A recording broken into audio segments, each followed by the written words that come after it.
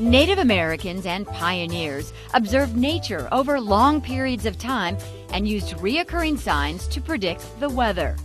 Meteorologist John Belsky has compiled over 1,000 of those folklore forecasting sayings and took us into the woods to predict the winter weather ahead using some of his favorites. One way to tell on the winter weather predictions is the squirrel's nest in the tree. Up high, cold winter, down low, milder. Away from the trunk, mild winter. Close to the trunk, cold winter. So you can't just go by one squirrel, because there's always an outlier in everything in life, right? We're Right. an outlier. Yes.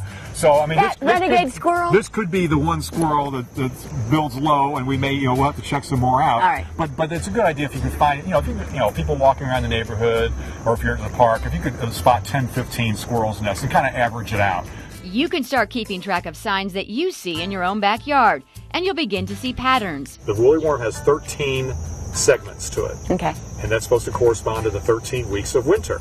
So each segment that's black is supposed to mean that week is going to have, average out you'll have a week of bad winter weather, cold or snow. Each segment that's brown or orange, whatever that copper color, signifies a mild week ahead. What are we looking for now? Check mole here. If you've got mole tunnels, check their depth, starting in November or early December. Let's see how far down it goes here. Okay, this went down how many inches? Okay, three and a half. That's fairly shallow.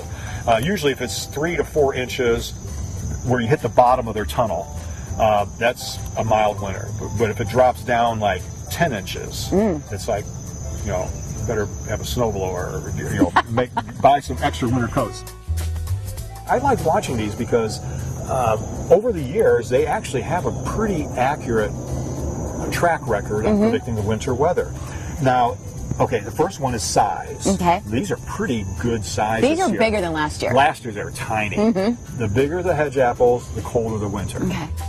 Keep track of the time the leaves in your backyard start to change color. You take the fall color peak. Around Louisville, it's usually around October 25th. Okay. If the leaves peak later than that, the later the peak is, the colder the winter.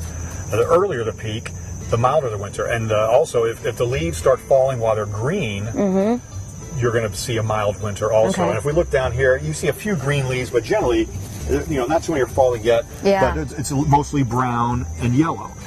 So it's a matter of waiting to see when is that peak going to occur. The shapes inside a persimmon seed are fun to observe, although John doesn't think this folklore is very accurate. The problem is, at least 80 to 90% of your persimmons you find around here have spoons in them. Okay. So, I mean, and we obviously don't have a snowy winter every winter. So I have discovered in talking to other people up north and down south that that phrase, north of Louisville, whether it's Indianapolis or Detroit or whatever, yeah, that works out fine, the spoon. But down south, Louisville, Nashville, Atlanta, whatever, the spoon means more of a mild winter, a spoon-fed winter. Okay. And then the ones we have here are mostly spoons. So these are really pretty, John, but they might also be a good indicator of what's ahead this winter. Yes, and this is kind of like the hedge apples, the quantity, the number of berries, and you see this bush is full. Yes. The bigger the berry crop, the colder the winter. And you can check your trees for one last predictor of the winter weather ahead. All right, here's a great sign. People just go out in their yard to check, and it's the moss usually forms on the north side of a tree.